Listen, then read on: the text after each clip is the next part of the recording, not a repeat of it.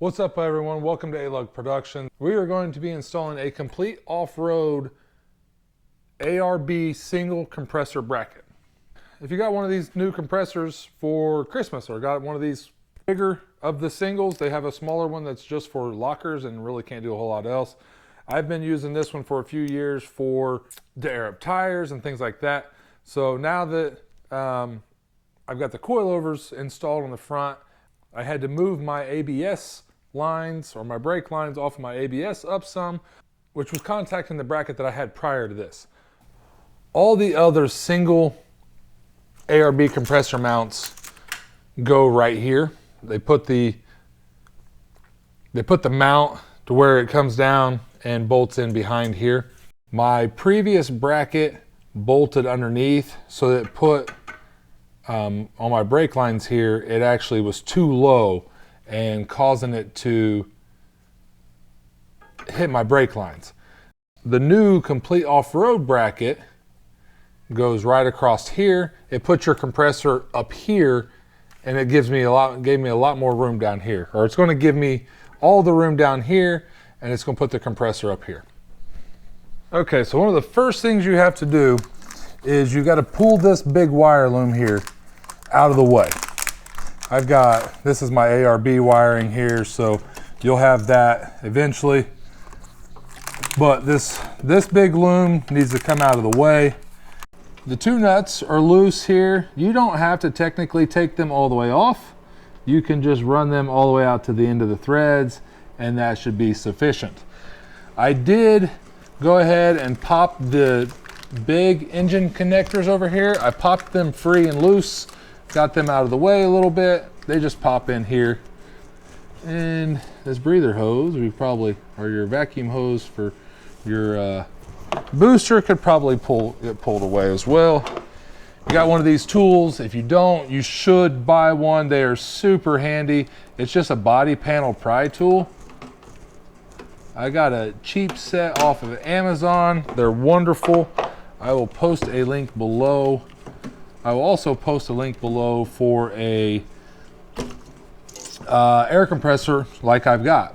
So we've got everything kind of cleaned up out of the way. It's going to look something like that. So we need this compressor to be more like this.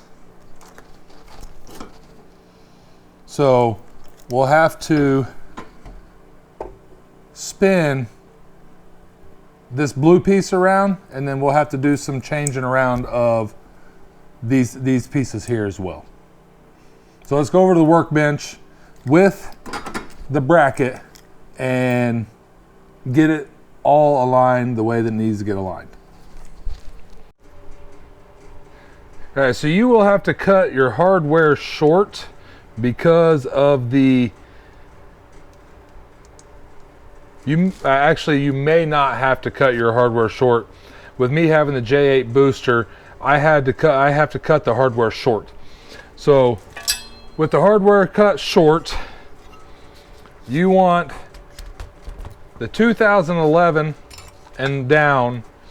With the 3.8 liter, you want to use the forward mounting holes. So let's get this thing clocked in the proper orientation. We want this to lay down forward.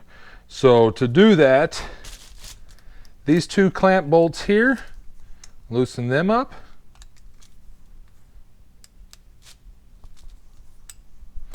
And then you can rotate this whole thing around.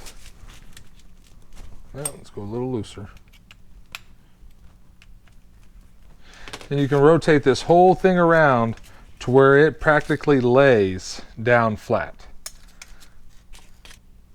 As you can see, flat, we're kind of parallel there. All right, now that you've got all the hardware started, go ahead and flip the bracket over, and you want to mount the compressor as far forward as you can. So there's a little bit of slop in there. You want to make sure you have the compressor as far forward as you can when you tighten these down. so you don't have to go crazy tight. You want the little tank to be high, because you can mount it to where it's on the low side. You don't want it on the low side. You want it on the high side. That way it goes over top of the master cylinder brake reservoir, your brake fluid reservoir. All right, I think we're ready to put it on the Jeep and check fitment.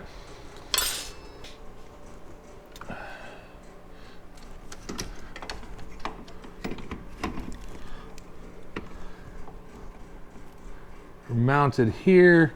We may have to loosen this up and slide that way so I can clear my pressure switch, what that looks like to me.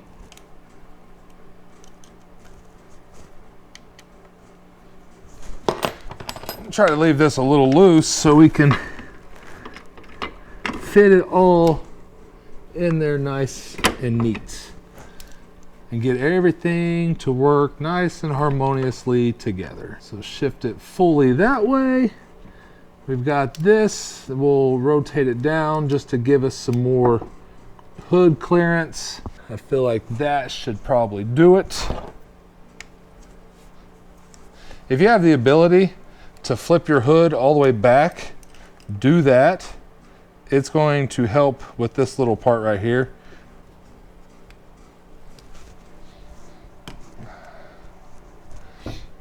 All right, so it's in there pretty well. We are going to start with this outside screw here, because you want to make sure you get this started first and then pull it in there, and then that kind of pulls everything in together. Get those over there. And then these big boys are going to flip around here, and that's going to run right across the backside like that. I think we are. Dude's going to sit down back in there nice and snug. All right, I think that's going to work out just fine. Might be able to rotate this up a little bit. That's just a matter of this bolt here, loosen that up, and we can spin this little tank. So I think that looks pretty good. I think we're going to call that good for the 3.8 liter install. That thing looks nice and cozy there. It should fit, should function just fine. Actually, it won't, because I didn't plug my airline in. Airline is plugged in. So yeah, I like the bracket. Like I said, it's got a very nice powder coat finish on it. It is solidly built. I'm looking at this now, and I still have bolts to tighten down, so don't forget to tighten down your bolts when you get done with it. I mean, it might look good, but if you don't tighten everything down, it's not going to stay. Thanks for watching. We'll see you guys on the next one. Oliver's still here, guys. And he's being very pushy. Aren't you, buddy? You got that purr box going.